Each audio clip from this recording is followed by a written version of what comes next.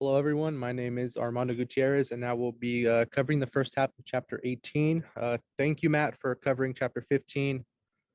Very well done. So let's get on with Chapter 18. So Chapter 18 is direct instruction. So what is direct instruction?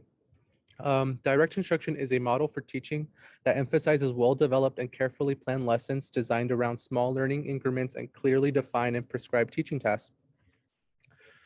So direct instruction also involves a high level of teacher control and direction. It occurs when the teacher selects and directs the learning tasks, maintains a central role during instruction, and minimizes the amount of non-academic pupil talk. So what are the goals of direct instruction? There are two major goals. The first one being maximization of student learning time, and the second being the development of independence in seeking and educational goals. So what do those mean? Um, Many teacher behaviors found to be associated with student achievement are in fact associated with student time on task and student rate of success, which in turn are associated with student achievement. Thus, the behaviors incorporated into direct instruction are designed to create a structured, academically oriented learning environment in which students are actively engaged during instruction and are experiencing a high rate of success, usually 80% mastery or better in the tasks that they are given. The direct instruction environment is one in which there is a predominant focus on learning and in which students are engaged in academic tasks a large percentage of the time and achieve it at a high rate of success. The social climate is usually positive and free of negative effect. So moving on. So rationales for using direct instruction. It enables teachers to focus on students' knowledge. What does that mean? Um, it allows teachers to identify and focus on what students know, what they don't understand yet, and where they need additional practice or support. Uh, when done well, students are grouped based on their skill level rather than their grade level. Students will work closely with an instructor and have multiple opportunities to practice and demonstrate mastery of a skill before they are moved to a higher level group. This allows students to learn at their level and instructors to monitor closely where each student is in relation to their learning target.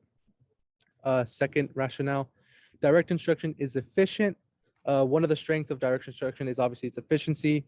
In a physical education classroom, there might be, for example, three groups of students working on three different skills, and it ensures that each student is working at their level simultaneously as their peers. Students know the target that they are trying to hit. When they demonstrate they are ready to move on, they are allowed to go on to the next skill level. Because the activity is neither too hard nor too easy, and because the learning targets are clearly identified, students stay engaged and are progressing. When students understand the objective and maintain it, their confidence will grow and they're encouraged to keep progressing.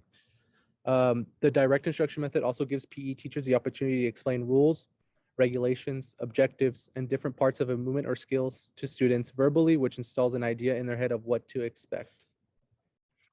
Another rationale would be it approaches academic content systematically. Its design is shaped to generate and sustain motivation through pacing and reinforcement. Through success and positive feedback, it will also try to enhance self-esteem as well. So direct instruction is very structured. Students are actively engaged during instruction and are successful if done properly.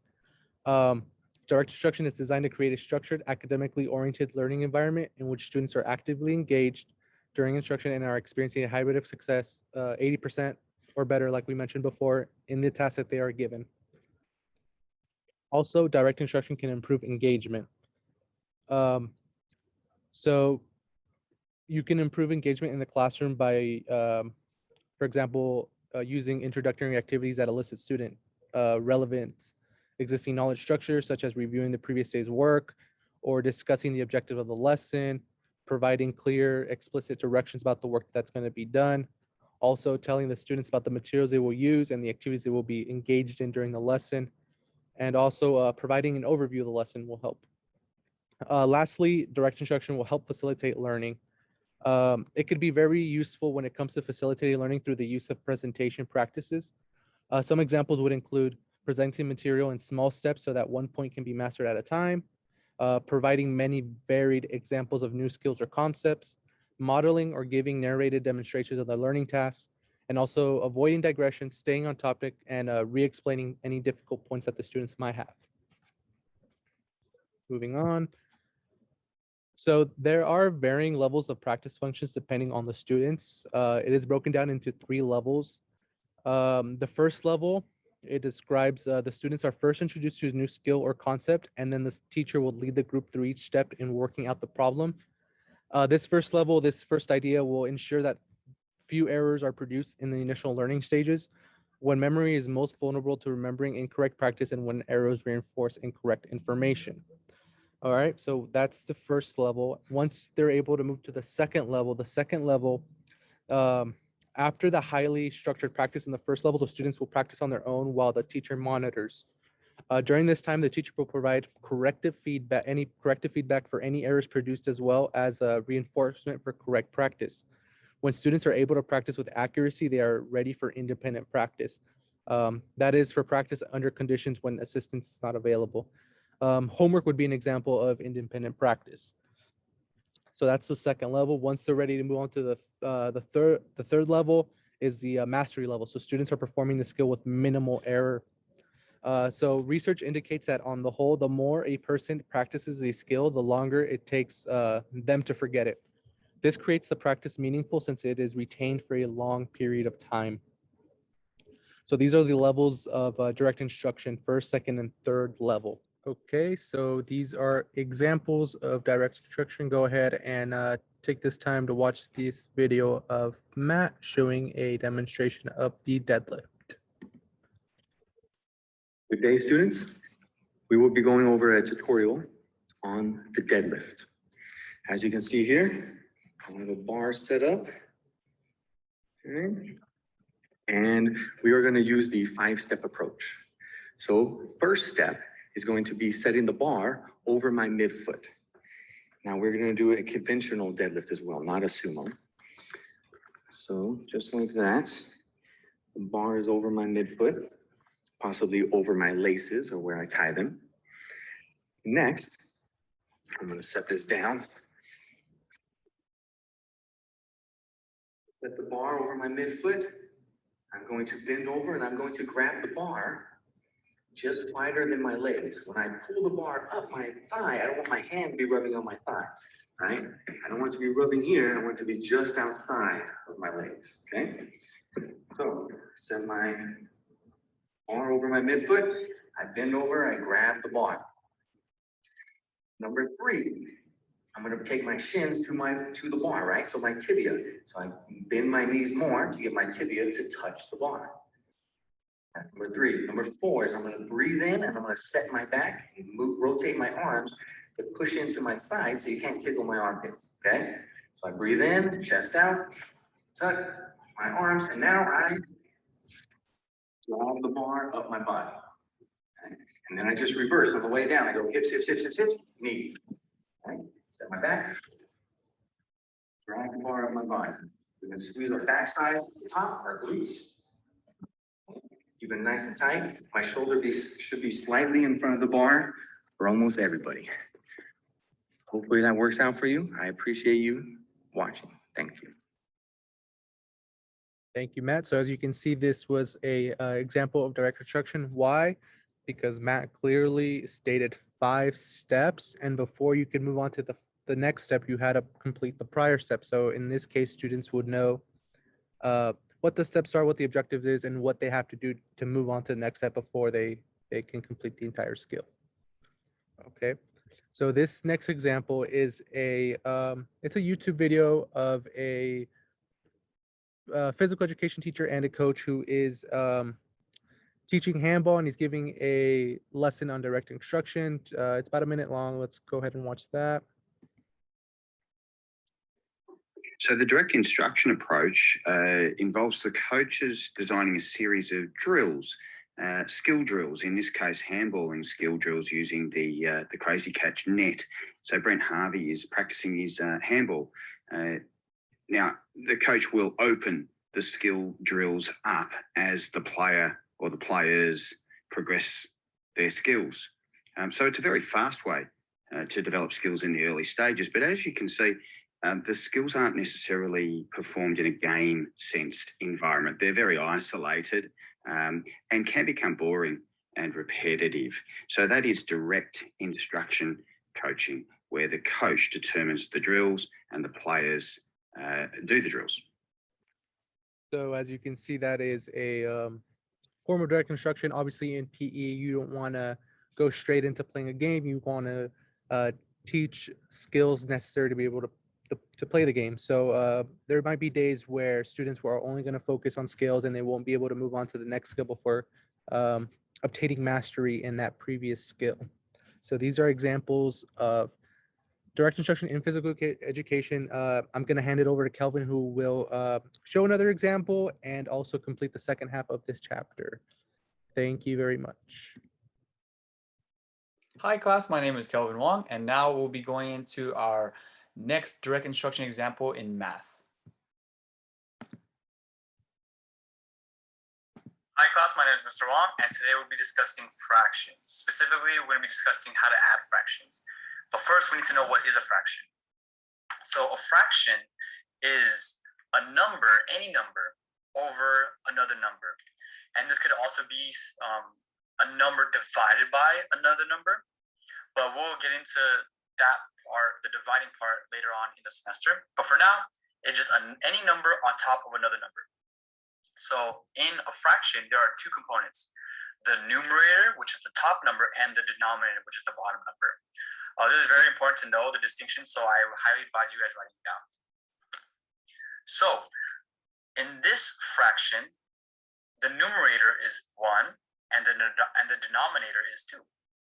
So in other examples, 7 over 9, 9 is the denominator and 7 is the numerator. And for this example, 3 is the numerator and 5 is the denominator. So now we're going to get into how to add fractions. So when you're adding fractions, the first thing we need to know is, are the denominators the same? That is the only way you can add fractions. You cannot add fractions when they look something like this, where the denominators are different. We cannot add them, but we can learn how to add them later on. So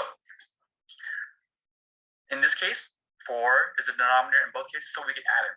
But when we're adding, the denominator stays the same once both of the fractions, the denominators are the exact same, it stays the same when you're answering it. So in this case, you would add across from 3 to 6, and that's 9, and be over 4. We are not adding 4 plus 4 like the top numbers. 3 plus 6, we added those. But in this case, 4, it just stays the same. So the answer in this case would be 3 plus 6 is 9 over 4. So once you get the common denominator, it stays the same at the end of the problem when you're answering. So, like we mentioned earlier, we cannot add if they do not have the same denominator. So we have to try to find the least common denominator in both the fractions so that we can properly add them. And the reason why we need to find the least common denominator is because it makes it easier for us in the future and it saves a lot more work. So in this case, the least common denominator for 2 and 3 would be 6. But they both go into 18. That is not the least common denominator. The least common denominator is 6. So if we made it to 18, it would just mean more multiplication, more math, and more work. So we always try to find the least common denominator. So in this case, it'd be 6. So now what do? We found the least common denominator, but now we have to apply it. So we have to make each fraction have the bottom number be 6, the least common denominator. So in this fraction, we'll be multiplying the top and the bottom term by 2. And then this fraction will be multiplying the top and the bottom term by 3. So in this case, it'd be 2 times 2 equals 4 divided over 3 times 2 equals 6. And then it'd be 3 times 3 equals 9 over 3 times 2 equals 6. So then they would both these fractions would have a denominator of 6. And then you would add straight across. And remember, the denominator stays the same. So in this case, what would the least common denominator be? It would be 20 in this case. So to get to 20, we'd have to multiply this fraction by 4, the top and the bottom number, and then this fraction by 5. So now I'm going to give you guys practice problems to do on your own. And I'll be going around in the class to make sure you guys are doing it properly. If you have any questions, please raise your hand. So remember, we have to find the least common denominator first, and then we can add straight across. So these are the problems you guys will be doing. And in some cases, you will have the number be greater than the denominator, and that's okay. Later on in this class, we're gonna this is called an improper fraction. We are going to be reducing this to a mixed number. It's looking something like this. You can see, oh, sorry. As you guys can see, it looks something like this. But for now, we're just adding, so if the numerator is bigger than the denominator, that is okay. Later on in the class, we're going to be learning how to reduce that. So please work on those problems. And in this case, I would in a real class setting, I would give them more problems to do, and more interaction between when introducing a new topic. So, and then I would have problems set up to reduce improper fractions to mixed numbers, and then I would go to in-depth explanation on what is an improper fraction and a mixed number. And this will segue into my next lesson, which would be subtracting fractions. So they would already have hopefully mastery of adding fractions, find the least common denominator in the fractions, and then reducing improper fractions to mixed numbers to hopefully have them successfully transition to subtracting fractions. And for their homework, I would implement all these in their homework, which is adding fractions and then reducing the fraction, if it is an improper fraction, to mixed numbers. So thank you guys for listening. All righty, so let's get back to the next slide. So that is an example of a direct instruction in the math example. So as you can see, there was in-depth review of the material, very detailed. Students are just listening to me lecture and then they are practicing on their own. So that is an example of direct instruction in math. So we are going to, move on to the next slide. So now we're going to be talking about some commentary on various aspects of the model. So it's very important to establish a learning environment where there is an academic focus, a high degree of teacher direction and control, high expectations for students' progress, and a system for managing time when implementing effective direct instruction. So when it comes to academic focus, this means the student places the highest priority on the assignment and the completion of academic tasks. Teachers should create an academic focus and avoid negative practices as criticisms of student behavior. So another thing that is important is establishing the next bulletin point is establishing a framework for the lesson. Before presenting and explaining new material, it is helpful to establish a framework for the lesson and orient the students to the new material. So the next bulletin point is teacher's initial explanation. Student success in learning the new material has much to do with the thoroughness and quality of the teacher's initial explanation. So that is why it is very important for the initial explanation to be thorough, concise, and simple for the students to understand. The next bulletin point, it says ensuring that all students get a chance to respond, not just those who raise their hand or calls out the right answer. This can be accomplished by calling on students in a pattern order or randomized through a random generator app or by pulling names out of a cup so that all students have opportunities to share their knowledge, to show their knowledge of the material. And the next bulletin point, important to probe for clarification and improved answers. This is important because sometimes it's not very clear on if they understand it, and you really need to try to engage all students to make sure that most of the class knows how to do it, the thing properly or understands the material properly. So we'll move on to the next slide. Now we're going to be discussing some 5 phases of activity in direct instruction. So phase 1 is orientation. The teacher's expectations are communicated, the learning task is clarified, and the student accountability is established. Phase 2, the presentation. The teacher explains the new concept or skill and provides demonstrations and examples. Phase 3, structured practice. The teacher leads the students through practice examples, working through each step. Phase 4, guided practice, gives the students the opportunity to practice on their own with support. In phase 5, independent practice, students practice on their own without assistance and delayed feedback. So as you can see in my example in math, most of these phases were addressed in the example. Structured practice wasn't really addressed, but it would have been addressed if it was in a real life lesson that would have been like 50 minutes long. But definitely guided practice was there, and independent practice would have been their homework given to.